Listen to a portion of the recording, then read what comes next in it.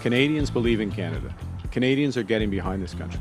Canadians are making decisions with where they travel, where they purchase, who they support, the institutions they support. They're coming together and supporting our country. And we are building this home of the Prime Minister of a G7 country for centuries. That's what we're doing today. To rebuild 24 Sussex, Mark Carney is leaning into patriotism. His plan even includes letting Canadians pitch in a few bucks to help with those renovations. I'm Catherine Cullen, and this week on The House, the official residence of the Prime Minister has been stripped down to the studs. The vermin and asbestos are gone, but is actually building there, spending the public dollars, something that Canadians are going to get on side with. Two Parliament Hill bureau chiefs are with me to talk about it. Plus, former ambassador to the U.S., Kirsten Hillman, has been in the room with Donald Trump many times. On the eve of the CUSMA review deadline, we're going to talk about what to expect and whether Canada has a plan if Trump tries to tear up the agreement. Then, fistfights, flinging feces, and an MP with a 3-foot salmon in his trousers. You won't want to miss this tour of Parliament Hill's spicy history. But first, forget the millions in tax dollars. How much political capital is Mark Carney spending on 24 Sussex? The House is now in session. What do you think should happen to 24 Sussex? I really don't think about it at all. You know, I just think when I go around this country and I meet so many people who can't afford a place to live, when I see the homelessness on our streets and I see the young people who are desperate to start families but can't get a house to do it, I just think the last thing on our minds should be 24 Sussex Drive. Conservative leader Pierre Poilievre made it very clear he doesn't think a new Prime Minister's residence should be a priority. But Mark Carney says it is time to fix what he calls a Canadian institution. So he's launched a competition for Canadian designers to pitch their plan for 24 Sussex. The goal is to announce a winner by Canada Day of next year. And to raise money to build it, the government is planning a crowdfunding campaign. Is this smart politics, or is 24 Sussex just too politically radioactive to fix? Tonda McCharles is the Ottawa bureau chief at the Toronto Star. Stuart Thompson is the parliamentary bureau chief at the National Post. Thank you both for being here. Hi, Catherine. Hello. Tonda, Mark Carney made this pitch that it's important for Canada to rebuild 24 Sussex, that to some extent it's what Canadians want. He said Canadians believe in Canada. Do you think that's where voters are on this issue? Well, I mean, unless he can show a poll, I'm not sure it's at the top 3 of anybody's priority list, but he is right that it does need dealing with. And, you know, he hailed previous prime ministers who kind of got the decision-making process to this point. Particularly, he said Jean Chrétien, Stephen Harper had advocated for something, and he's talking about the other prime ministers, living prime ministers who support this move. But listen, it's been a couple of decades of failures. Like Jean Chrétien and his wife didn't like it either when they were living there. And Paul Martin and Sheila Martin came in and they didn't like it. And then Stephen Harper and Laureen Harper were there. And every single Prime Minister has dodged this bullet. The thing has needed fixing up for a long time, or demolishing and rebuilding into a showcase of Canadian architecture and technology.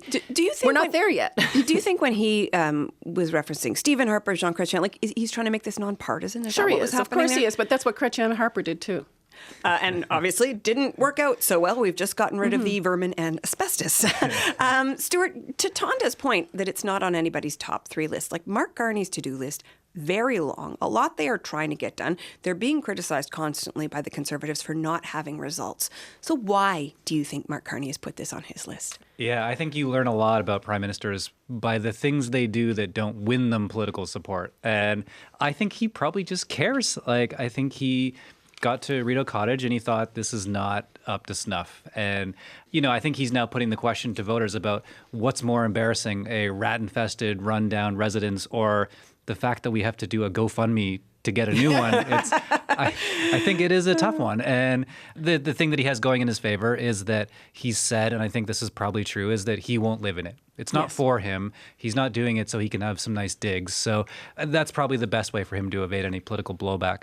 I also think it's interesting that he's specified it's not just going to be a residence for future prime ministers and their family, but a working space as well. So presumably to host official visits and dignitaries. But is he going to put up like a new East Wing ballroom style thing? Do they get to add on to the footprint? Or I think there will not be a ballroom. I'm just gonna put that out there. No ballroom in this one. Stuart made the GoFundMe reference, Tonda. I mean, it's not actually going to be a GoFundMe, thank goodness, because yes, that probably would be a bit embarrassing for a G7 nation. The Rito Hall Foundation is going to run this donation drive. That seems also potentially politically tricky to me here. What are the political challenges in asking Canadians to put money into this? Well, look, it's the setting of the guardrails, right? Like, who gets to donate? So we've already heard from the Prime Minister that no corporate donations will be allowed. Individuals and charity organizations, philanthropic organizations can donate. Maybe he's guessing up to 10% of the limit, whichever that will be, to be decided by the Rito Hall Foundation. I think he's trying to sort of push away the appearance of any, I guess, undue influence. And I think we'll see if it's going to be successful. Like, is this a Buy Canadian project? Is it only going to be Canadian materials? Yeah. So he's trying to sort of push out some of those decisions. But in the end, he has said that, the final decision will come down to a cabinet. Will it be his cabinet or Pierre Poilievre's cabinet? Who knows? But I mean, Stuart, for folks at home, as journalists, when we hear about something like this, and again, the idea is that the Rito Hall Foundation is running this process, so he's trying to have a little bit of political remove. But I think as journalists, we're all thinking like, okay, I want to see that donors list. Yeah.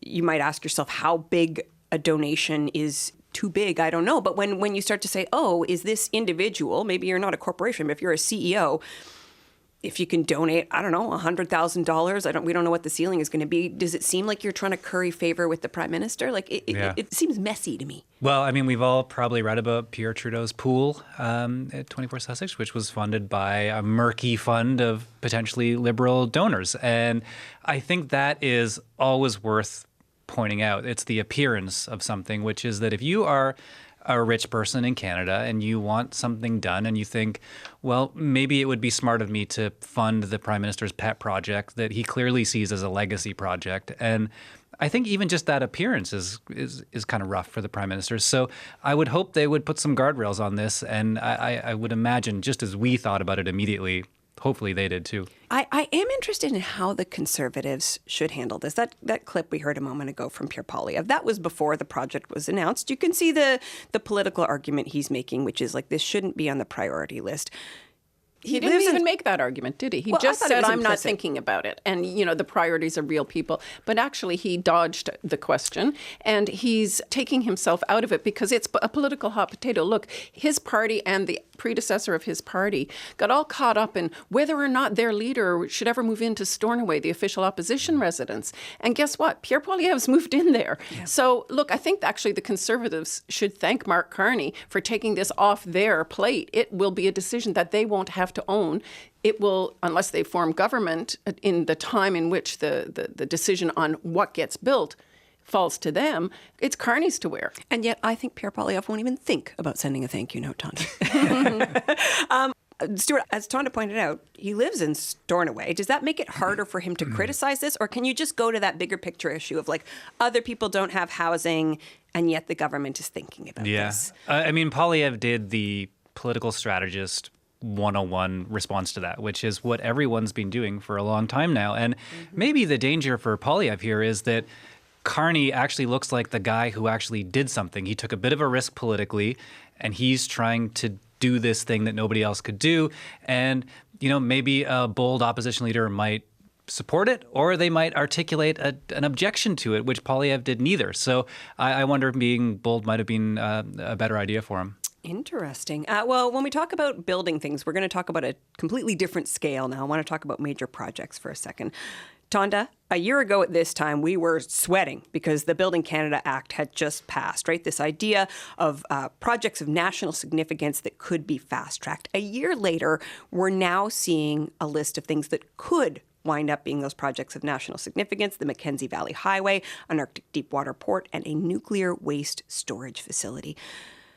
What can we say about the speed at which the government is getting things done? I mean, I think we have this incredible speed of announcements and plans and strategies and meetings and process and other people being designated to consider and consult on all of this. But Pierre Poilievre's not wrong in that it still seems to be a lot of process.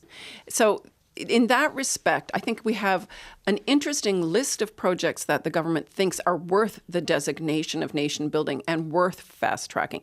Largely they're mines, they're infrastructure, potentially a pipeline, ports, that kind of thing that is aimed at getting products from in the manufacturing heartland or other places, out to ports and out to markets in the world. So that's an interesting concept. He's also gone heavy on energy issues, nuclear, for example.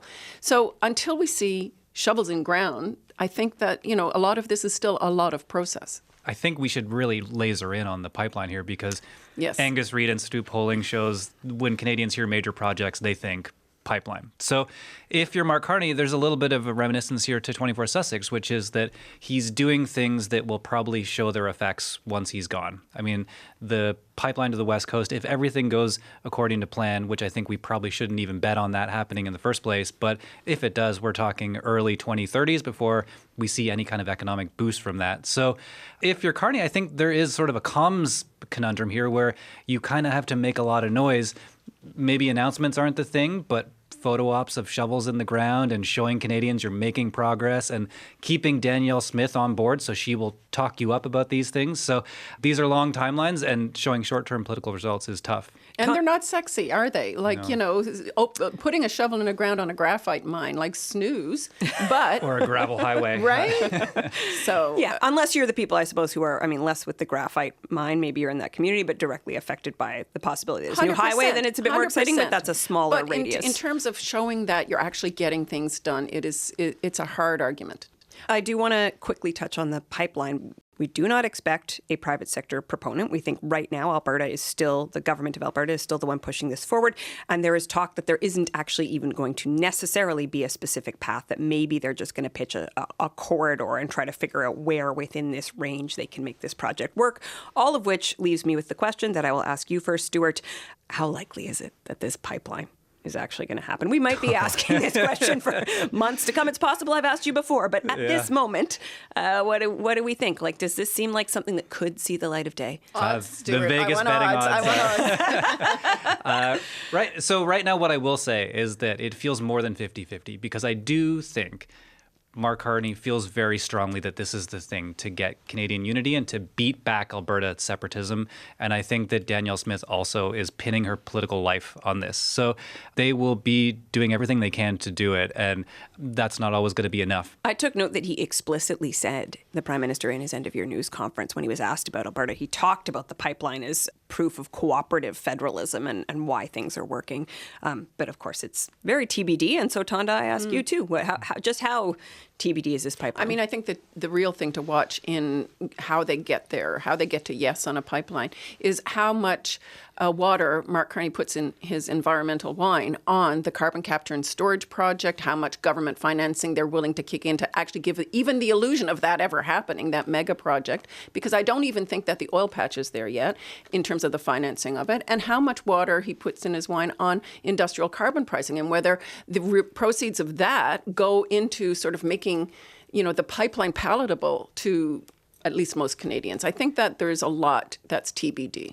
Stuart, you used to live in Alberta. Is there a correct thing one says at Stampede? Can you help me out here? I lived in Edmonton. Okay. My daughter, who was about 5 at the time, loved the Stampede, but... Yahoo? Is Yahoo, that the greeting? That's right, yeah. Did I sound legitimate there? Like, get me some pancakes to flip. flip. We're on a quest for national unity here, But so this is a service. Newfoundland, I'm not going anywhere near it. No, we are talking about this because we are just days away from Stampede. And we know that the Alberta referendum is going to be attracting a lot of attention there. Let's listen to what both Mark Carney and Pierre Poilievre were saying about it this week. The thing is happening, but we have to deal with it. At the end of the day, I wish it weren't happening, but it is, and I'm going to make the case for Canada. We are stronger together. We can get better. We're getting better, but we're stronger together, and there's real examples here. This is not this is a real referendum. It's not question about a question, free option. It's a dangerous bluff. Stuart, we know there are going to be a lot of politicians at Calgary Stampede this year. What are you watching for as this sort of like kickoff event or, I don't know, inflection point in this conversation about national unity? Well, I wrote about it this week, and I think the thing I'm most curious about is how Pierre Poilievre handles this, because, the thing I was writing about is how Liberals have owned Canadian patriotism recently, but also maybe for like the last 60 years since the flag came in. The flag is red. It's been good for the Liberals ever since then. And it's always been, for the Conservatives, they have to find their own niche on patriotism, whether it's, Afghanistan, the military operation there, or something like that.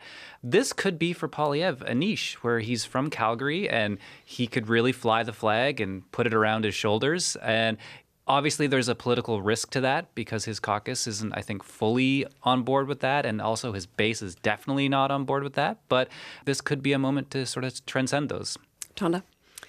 I think the Liberal challenge will be to what extent they carry on a campaign that, Alberta should be grateful to be in Canada, or does Alberta have legitimate grievances that Canada has to address? To what extent do they make the case that, Pierre Poilievre criticized Carney for kind of fear-mongering around it yesterday. And I think that to what extent that the Liberals warn and use that, dire picture of what lies ahead if you go against the Federation.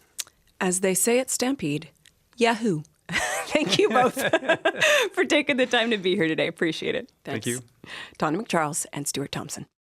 Well, the Alberta referendum is just one of the things that could further complicate the Canada-US relationship. But the big, messy challenge that is staring both countries and Mexico in the face right now is reviewing CUSMA. That July 1st deadline is now days away. It seems clear the conversations are going to keep going well beyond that. Or if you believe some of what Donald Trump says, maybe he'll let the deal expire. Someone who knows this file inside and out is Kirsten Hillman. She was Canada's ambassador in Washington until last February. We spoke on Friday. Kirsten Hillman, thanks for being here in studio. It's so great to be with you, Catherine. You're just back from New York and Washington, D.C. There is so much going on in the United States right now to absorb the Americans' attention. I'm thinking like from the Knicks win to that UFC cage match on the White House lawn, the controversy over the reflecting pool. Are people down there that you speak to worrying about CUSMA? They are. They're worrying. They're paying attention, I think is the better way to put it. The folks that I was meeting with this week are in the private sector, U.S. business, U.S. investors. And I would say that they are and will remain our greatest allies and champions at the negotiating table, obviously members of Congress and others. But as a reflection of what their business community sees as vital. And the North American proposition is very important to U.S. business. And so what I heard was, and heard when I was in Washington as well, is consistent and virtually universal support for the agreement, for our partnership, and for effective, competitive North America.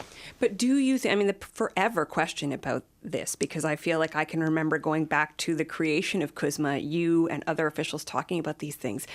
Is that getting through to the president? Are those business leaders putting sufficient pressure on for the president to hear, okay, we got to get this settled? Well, it's hard to know exactly what is getting through to the president, but I would point to the facts, and I think that that's important for us to look at the facts in addition to, or maybe even more than, the rhetoric out there. And the facts are this, is that we are heading into a review of the treaty. That review process was foreseen and included in the negotiation. Canada and Mexico expressed the view that the agreement's working well, and we would have liked to have just rolled it over as is. The U.S. is looking for some changes. And that's the process that the team is working on right now. But while they're working on that process, the agreement remains in place. And the exceptions for Canada, the tariff-free environment in which we're working in, which is 85% of trade with Canada is tariff-free, that continues to persist. So I think it's important to recognize that this is, of course, it's an important moment. Of course, it's important for us to get these discussions done in a way that works for us, as quickly as possible, as long as it's a good deal. But in the meantime, There is a status quo that is difficult for some sectors, no doubt about it.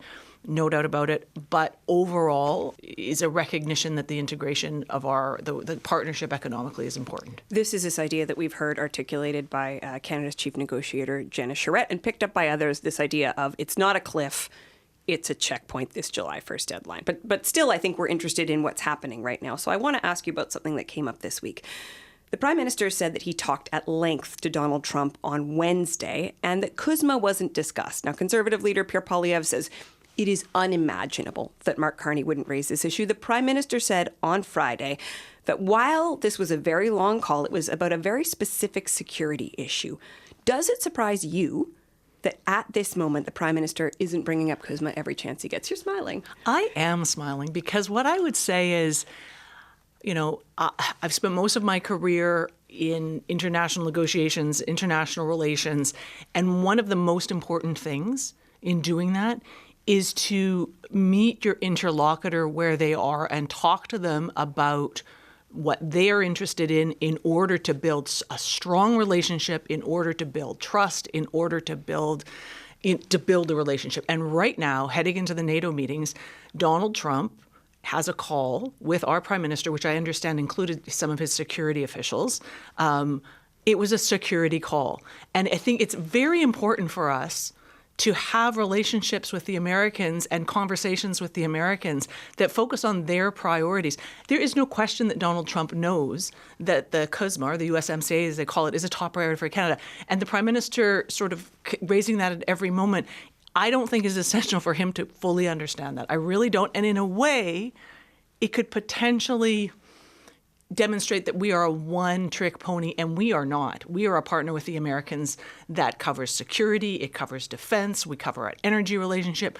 We can be a partner to them in all things that are important to them. You talk about what Donald Trump knows, and that sets me up well for this next question, because we recently heard the U.S. president saying he's not looking to renew CUSMA. He also talked about it expiring immediately, and of course this agreement, which you helped draft with his last administration, doesn't work that way, right? There's no way that it just suddenly expires. This was when he was leaving the G7 leaders meeting. The fact that there is this air of threat, the possibility that he doesn't understand his own agreement, how much weight do you give all of that? Again, I think it's important to look at what's happening, less at what is said do in you any have to one ignore instance. What Donald Trump says? No, we never want to ignore what the President of the United States says. That would be a mistake.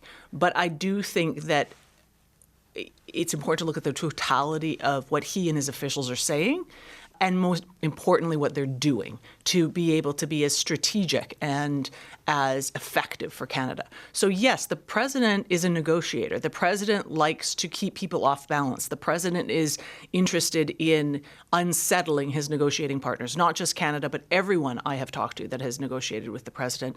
And that's fine, but we need to understand that that's part of his approach and not ignore it, understand it, but not overweight it. Would the federal government have a plan? Do they have a plan for what to do if Trump were to actually go ahead with it and say, okay, I'm pulling out of CUSMA? So, of course, the government thinks of all eventualities as good, administrators of our country would. But I do want to say this, and this is something that we went through during the first renegotiation of the NAFTA many years ago. There is an enormous focus in Canada and in Mexico on the tariff side of that equation, because that is what the president focuses on, is tariffs. That is his tool of choice to implement the agenda that he has. The most beautiful word in the English language, yes, as he said. His words, not mine. But what I would say, what I think is super important for people to understand, and I know the U.S. business community understands this because we were talking about it just this week, is that agreement between our three countries is not a tariff agreement exclusively. In fact, that's just one part of it. It establishes the rules of intellectual property, the rules of agriculture trade, the rules of services trade, the rules that govern sort of the logistics of moving things across the border. If all of that went away, yes, Canada and Mexico would not have to abide by those commitments vis-a-vis the United States. So what does that mean for the average Canadian? That means that we wouldn't have to live up to commitments we've made to them to sort of harmonize our border policies or to follow certain rules around intellectual property protection, which is very important to the United States, or that in agriculture trade, some of the fundamentals of how we decide, technical collaboration and regulatory collaborations. We wouldn't have to follow that. And it may sound tiny, but for businesses, it's these kinds of technical things that make all the difference. So what I'm trying to say is the magnitude of the United States not being part of that agreement, it would continue to persist between Canada and Mexico, of course, but the magnitude of it not being part of the agreement would be enormous. And I'm not saying that the president is making a false threat. I would never say that. I think he has demonstrated he certainly can take actions that are quite unprecedented. But I think that there would be a very strong pushback from the U.S. business community and very strong implications for the U.S. economy. Okay, I want to turn to something that may or may not be CUSMA related. I want to ask you about the Gordie Howe Bridge between Windsor, Ontario and Detroit, Michigan, set to open a few weeks ago. All of a sudden, the ribbon cutting doesn't go ahead. There are more details that need to be worked out. Do you think this particular bridge, because some people have said, is it a shakedown? Is it a bargaining chip? Do you think that this is about the Canada-U.S. relationship? Or is it the other theory we've heard, which is Donald Trump is just trying to keep a major donor who owns a rival bridge happy? I wouldn't want to presume to get into the president's head on this, and I don't think that's. I really don't. I've heard the same two theories you've heard. And I wouldn't begin to, presume to know which one, or maybe neither, or I do not know. So I just want to be super clear on that. Mm-hmm. I do not know. But what I do know is that a quarter of the trade that happens between Canada and the United States goes through that region, and 7,000 to 10,000 trucks cross the border in both directions every day in that region. And again, let's look at the facts about what the implications are, not just for Michiganders, but for all the Americans that are exporting to Canada. Having bottlenecks and inefficiencies is bad for them. And so I'm quite confident that whatever is holding it up will be worked out, because it is in the best interests of the United States. And ultimately, the president will do what's in the best interests of his constituents, I think, in this regard. We should say Bloomberg is reporting that the Americans are seeking a bigger cut of the toll revenue. But you talk about the implications of it, and that leads to an interesting part of this conversation, because the bridge is actually showing up in the midterm campaign in Michigan. This is a new ad by one of the Democratic candidates for the Senate. The Gordie Howe Bridge is finished, but Donald Trump won't open it because the billionaire family that owns the other bridge gave him $1 million. I'm Mallory McMorrow, and I've got one message for the president. Open this damn bridge.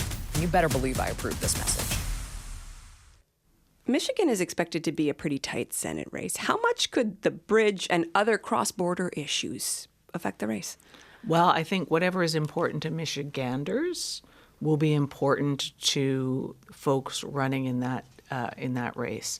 And the economic relationship with Canada is very important to Michiganders. So this is why I feel confident that one way or another it will be worked out. And I think that's that's an interesting ad. Again, I have no real firsthand knowledge of the content, but I think that it's that the fact that the bridge is something that is getting attention in Michigan is good for Canada. That's good for Canada. That bridge is good for Canada. And we put billions of dollars into building it. And it's a beautiful. Anyone who hasn't had a look at it or seen a picture of it, it's a really remarkable piece of infrastructure. I want to ask you about Alberta. This is your home province. We know that some folks in the U.S. administration have had eyes on the Alberta sovereignty movement. Do you think the Americans might find a way to use this referendum question in Alberta as part of the CUSMA conversation? Look, I don't think serious Americans will be getting involved in this part of Canada's very domestic, very important conversation. Serious Americans, are you including or excluding the U.S. administration? I'm not trying to be glib, no. Look, I think that this is not something that is a big concern for me. I think that's a fair way to put it. I think that I don't think that this is something that rises to the level of people of influence in the White House. That is, I think, what I would say. I don't, at least my understanding of this when I left was that there really wasn't a serious interest in interfering in this very important domestic discussion happening in Canada. I wonder then, in closing, how you feel when you see your home province dealing with both the uncertainty of this referendum question, and for some people in the province, it's a hopeful thing, and for some it is very concerning, and then the uncertainty around CUSMA as well. Yeah. Well, look, I would say, and just to say, I do, this is a very personal question for me, because I grew up in Calgary. My parents are in Lethbridge. I have family in Calgary, and it's a remarkable province. It's a dynamic, exciting, innovative, remarkable place. It's a remarkable place, and I'm very proud to have grown up there. And at the same time, I spent my whole life as a lawyer, as a negotiator, and of course as an ambassador, telling the story of Canada, fighting for the interests of Canada, defending our interests. And through that experience, I have come to know, without a shadow of a doubt, that we are living in the best country in the world. And I know that sounds kind of like glib or superficial, but it is not. And it's because I have seen how many people admire various facets of our society. Yes, our innovation, yes, our dynamism, our kindness, our decency, our diversity. And there is no question that Canada is stronger with Alberta, and Alberta is stronger with Canada. And so I hope that all Canadians, all Albertans who feel that way will make sure that they participate as appropriate in this discussion and let those voices be heard.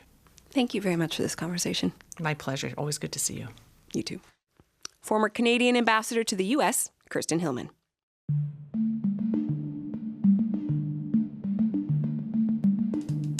Coming up on the House podcast, politicians brawling, Playboy magazine in the Library of Parliament, and don't forget the human waste thrown in the House of Commons. A look at Parliament's colourful past right after this break. I'm Catherine Cullen. You're listening to The House, making politics make sense.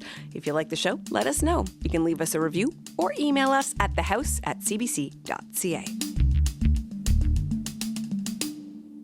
When I say parliamentary, what does that word conjure up in your mind? Maybe it's the Peace Tower, the green and red of the House and the Senate, or seriously dressed people having serious debates. But I'm willing to bet you're not thinking of something like this. I hear the word racist from that side. Do you have the fortitude or the gonads to stand up and come across here and say that to me, you son of a... I'm going to stop that clip right there. That is Reform Party MP Daryl Stinson responding to heckling from a Liberal in the House of Commons in 1997. He's waving towards himself in the universal gesture for "fight me" before marching across the aisle. These less stately moments are exactly what Charlie Feldman focuses on in his new book, Unparliamentary: Tales from Canada's Colourful Parliamentary Past. He describes himself as a lawyer and parliament nerd rather than a trained historian, and has a lot to say about what we lose when we pretend Parliament's past was all decorum. I met him this week. Where else? On Parliament Hill. Okay, so we are literally standing in the shadow of some of the buildings on Parliament Hill. There is a sense here of democracy in action, sort of the weight of Canada's political system. But you've written this whole book about things that are unparliamentary. When you look around, Charlie Feldman, what do you see that reminds you of that unparliamentary behavior? Well, one of the things, given all the construction, is when I think of cranes, I think of the time Clifford Kemp in 1982 showed up and hoisted his pickup truck in front of the Peace Tower, either 38 or 50 meters in the air, depending on which story you read, and basically threatened to drop it on the heads of certain members. And we know he was upset about the economy, but he also told some journalists he was upset about the conversion to the metric system. So a lot's going on there. I think about even the flag on top and how at one point that was actually an American flag because a U Ottawa student, as a prank, hid up there overnight after sort of wandering off from a tour. He wanted to hoist a pirate flag, but couldn't find one big enough. So in the morning when members arrived and saw that, in fact, the American flag was flying over Parliament Hill, they had many, many questions. So I think about these stories and many others involving the time the Minister of Agriculture came on Parliament steps, and the only words he got out were, "I am your minister," before a milk jug hit him in the face. Wow. When we say unparliamentary, I want you to talk us through that. I think we all understand there are certain curse words that you cannot say in the House of Commons or the Senate, and we would like you not to say them on the House today. But what does fuddle-duddle. I was about to give you a whole list of them.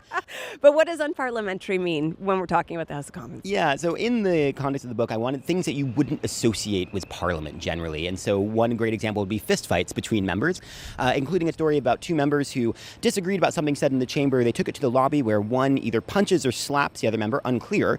But what we know is clear is that the other member, who used a cane to walk, lifts up his cane and starts beating the other member in the head, and it's the whip that ends up separating the two, which then follows an interesting press interview by the cane wielder, who says, "Oh, I guess that wasn't really the most parliamentary and decorous thing to do." So at least there was a little bit of an acknowledgement. But we have plenty of stories like that, either fights or alcohol-fueled moments even where firecrackers were launched in the chamber, moments where books were thrown at people's heads. I mean, there's a lot more to Canadian parliamentary history that some of it we might be a little bit surprised and think maybe is not the most parliamentary in terms of the conduct at issue. I just want to stay with the why for a minute. Like, this is the stuff you're telling us. It's salacious, it's fun, it's spicy. But why write a whole book about it? So I worked on the Hill for, I want to say, the better part of 20 years. And when I first got here and went on the tour, no offense to anybody involved with it, I thought it was really boring. It was, here's a room where compromise happened. While it's all great, I thought there's got to be something more exciting. And then once I got here, I started hearing stories that really surprised me. Things about, for example, the time a gentleman tried to blow up the Commons and ended up just blowing himself up in a washroom. And I thought, did that really happen? And then you hear, for example, about the time a member had a 3-foot-long salmon in his trousers and pulled it out during question period to put on the Prime Minister's desk. And why it should be illegal to possess salmon. Holy The auto member should know better.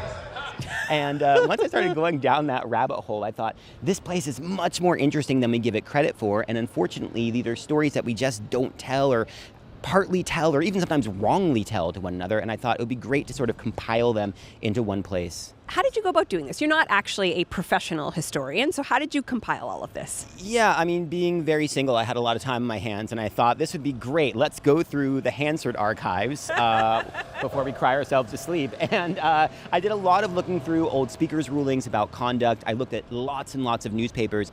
There was a lot of going through rabbit holes of trying to figure out, okay, you know, maybe this person wrote an autobiography, and if so, is this mentioned? Can I reconcile competing newspaper stories and whatnot? And eventually I sort of got to a comfort level where I'd say, okay, this thing's in Hansard, I find a newspaper reference, the timing seems to line up with these other references to it.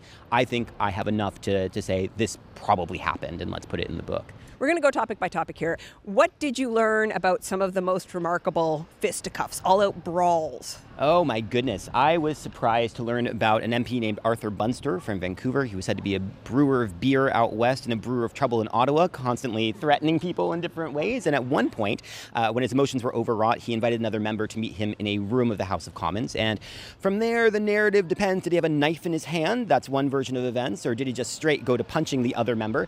What we really do know is that at one point he has the other member in a headlock, and that member rips out a portion of Mr. Bunster's beard and then runs through the House of Commons parading it like a trophy. We have different accounts for why. We know it boils down to the one MP making noise during Mr. Bunster's speech. And I should say, this is an interesting thing when you have an Anglophone member and a Francophone member. Sometimes the English press reports the Anglophone as the victor and the French press reports the Francophone the other way. Okay, so for anyone who is shocked and scandalized already, buckle up. We're not done yet. Things thrown from the gallery down to the House of Commons floor. Yes, yeah. So we've seen a number of things from the gallery. Some of it very, very mild. A student protest involving a lot of macaroni, in part because the thought was, well, because of cuts to things we can only afford KD, whereas you guys feast on steak. Cooked or uncooked? Uncooked, I believe, is in the transcript. But we've seen some worse things thrown from the gallery. So, for example, one thing that was thrown from the gallery that you might not expect would be human excrement. government. I did not expect that. No, there's a lady who was upset about the treatment of her son in school, we understand, and so obviously I'm sure we all think immediately federal concern. But she comes to the gallery here in Ottawa with a container of her feces, throws it from the gallery, and I must say her aim appears not to have been great as it splatters over a member who seemingly had nothing to do with anything she was concerned about. But we also saw a gentleman throw a carton of cow's blood over, and it stains the carpet, which is interesting. He gets fined not only for the disturbance, but the cleaning fees. There's a lot that's come over the gallery railing over the years. There is still a parliamentary restaurant in West Block, but there used to be a basement bar in Centre Block right over there for the House of Commons. What do we know about how MPs who were under the influence might have influenced what happened in the House? Ooh, well, what we know is that some MPs got, I'm just going to say the word trashed. I do love the press reporting. There's one particularly bad night where they engage in desk thumping and singing songs and firecrackers and whatnot. And I think it's the Globe that starts the next day with, saying that alcohol was at play would be an understatement. And they say that Sir John A. Macdonald was, quote, thoroughly laid out. We also know there were pranks involving alcohol. For example, there was one member who sort of recorded as giving a speech, and then it suddenly stops, and there's a point of order where he tries to resume his speech, but the speaker said, well, you stopped speaking. We understand what really happened is that his water glass was surreptitiously replaced with something a lot stronger, and everyone in the chamber enjoyed watching this member take a swig. We think it's whiskey. One other story that might be enjoyable to know about is the speaker actually had a bit of a secret session with members. So we understand there are times in House history where they've met behind closed doors, particularly during World War II. But at one point, the speaker gets everyone together and say, listen, guys, you need to stop sending messengers off the hill to bring you back booze. I know it's a 4-block walk, but basically this is completely inappropriate. And he actually threatens to resign if he doesn't have the confidence of the House to continue. And luckily, everyone agrees, okay, we'll stop sending the messengers down the street. There is a later discussion of that, which leads to eventually the opening of a liquor depot in West Block, which I'm sure many members are sad is closed, but there's a whole other story there involving the Auditor General. Okay, it is time to talk about the craziest story in this book, the case of Mary Matilda White, a petition this woman makes to the Senate. You have another name I've heard you use to describe what this story is about. Could you tell us? Well, I'm not sure what time this is airing in the day, but the parliamentary genital exam. Now say it again, because I stopped the first time I heard it. The parliamentary genital exam. That is correct. So what the heck, Charlie? What's going on? Yeah, I know this one's a bit of a surprising find, and I couldn't believe my eyes when I stumbled across it. So the year is 1888, and at this point in Canadian history, to get a divorce, you have to come to Parliament, and you have to start off with a petition, which basically says, here's why I want the bill which would ultimately grant me a divorce. Fun fact, divorces by this method continued until 1969 in some provinces, and at one point, divorce bills are actually the majority of the Senate's workload. And this is one of the many remarkable things. You actually print the petition for divorce from Mrs. Mary Matilda White in your book. This was in the Canada Gazette, and it makes the application for a bill of divorce from my husband, David Crystal White, teacher, on the ground of incapacity of consummation of marital relations. So this was quite a scandal that this had been put in print. Absolutely, absolutely. And at the time, petitions like this had to hang on the door of the Senate for a certain number of days. And you can imagine anybody wandering through the building reading the notices on the door would have noticed this one stood out from all the other petitions at the time for things like divorce on the grounds of adultery. And so it leads to the question of what is the Committee on Divorce going to do to figure out whether these allegations, scandalous as they are true or false? In fact, the bill, you say in your book, had a preamble that gave us even more information. It said the gentleman in question was, quote, by reasons of his frigidity and impotence or malformation of the parts, legally incompetent to enter into the contract of marriage. So the Senate receives this petition for divorce. This is how divorces happen at the time. And they make a particular decision. What happens, Charlie?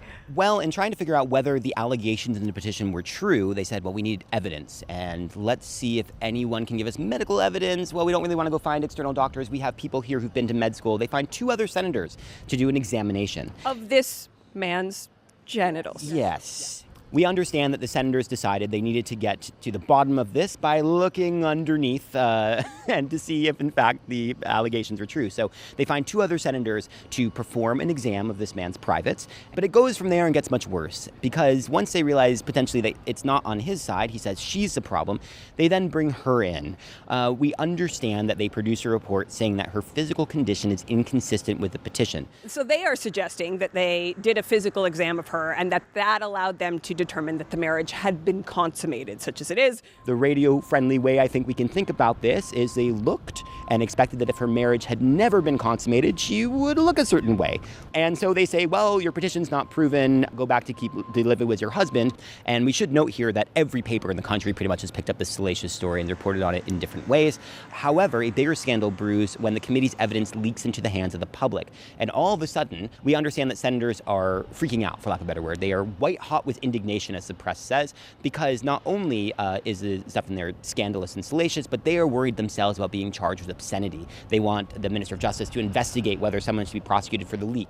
But what they decide to do from there is actually burn the evidence. And we know from our friends at Library and Archives that not only is that particular file missing from that session's record, but other things around it are singed, which kind of suggests that maybe someone put a little more in the furnace than we would like. While it'd be great to find the original records, we just don't have them. Whatever would have been left would have been lost in the fire of 1916. But we do know from multiple accounts that, in fact, we had a parliamentary genital exam. Now, there's something else that you dug up, and it is not actually in the book, but I thought this was a fun fact. You found out that the Library of Parliament used to have copies of Playboy. Yes, so we know that they kept copies because there was a bit of a problem with them going missing. And so Parliamentary Librarian Eric Spicer at the time had a brilliant idea, which was to put them in the rare book room. And we know that members then needed to, sign in and out of that room, and suddenly the theft stopped. But yes, the library had Playboy. I should note that at the time there were some interviews with world leaders in Playboy. There might be... Are you saying the MPs were only reading it for the articles, Charlie? Absolutely not. I am many things, but not delusional. You know, there's this thing people say, I think in a really flip way, that we're like, oh, we're living through the worst possible timeline. Having dug through the records, what does it make you think about the political debate now? So I think we like to lie to ourselves about how great the past was and how sort of decorous and stately it all was. We know that they were drunk. We know they were getting into fistfights. We know all these things happened. And obviously I shouldn't say not every member, not every sitting day and all that. But there's an imagined past that doesn't help us put the present into perspective. Sure, it's true that televisation changed some of the incentives, but so did members being full-time. It wasn't what happened in the early years, right? And there's been changes in now who can even be in the building. So there's all these other things that go into Parliament, and I think it would be better if we not only knew more of our past, but celebrated it. And I realize the book focuses on the silly bits, but there are also very noble stories of members that we don't talk about, like the guy who was a prisoner of war during World War I, and it happened that there was an election in the middle, and everyone agreed that no one would run against him out of solidarity for his plight, right? We don't have a celebration of these kinds of moments either in our history, and I think it would be better for everyone if we were, A, honest about what happened in the past, but realistic about what we expect from members. They are just people who have faults and flaws and foibles and shortcomings, and now we're putting cameras in their face, right? I don't know that we can really expect them to live up to some idealized version of the past, where all that we had to go on besides Hansard, which we know was edited and sanitized in a lot of situations, is what we saw from the journalists that could see certain things and obviously couldn't capture every moment on the Hill the way someone with a cell phone camera now can catch a member having a bad moment. So I think we need to have a better perspective and appreciation for what's actually happened here and just what the job of a parliamentarian involves and how difficult it can actually be. We've had highs and lows here, Charlie. You've given us a lot to think about. Thank you for helping put this place, Parliament Hill, into perspective for us. Thanks so much, and thanks for what you do to bring the House to life. That was Charlie Feldman telling me about his new book, Unparliamentary. Okay, that is it for us this week.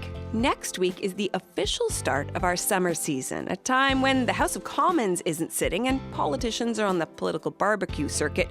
But this house is sitting all summer. And in addition to regular coverage of the hot political issues of the day, we're putting a special focus on food sovereignty and food security, from trying to afford the burgers for the grill to how Canada can grow and make more food here at home, to whether wild advances in technology could mean that instead of your coffee beans being grown in Colombia, they come from Calgary. And while I'll be with you for some of this summer, we're also bringing in guest hosts from different parts of Canada to show us how the fight over food is shaping their communities. So stay tuned. Our crew on the house is Kristen Everson, Benjamin Lopez-Stephen, Derek Vanderwyk, and our senior producer is Jennifer Chevalier. Technical production by Miguel Plant. I'm Catherine Cullen. Thank you so much for listening.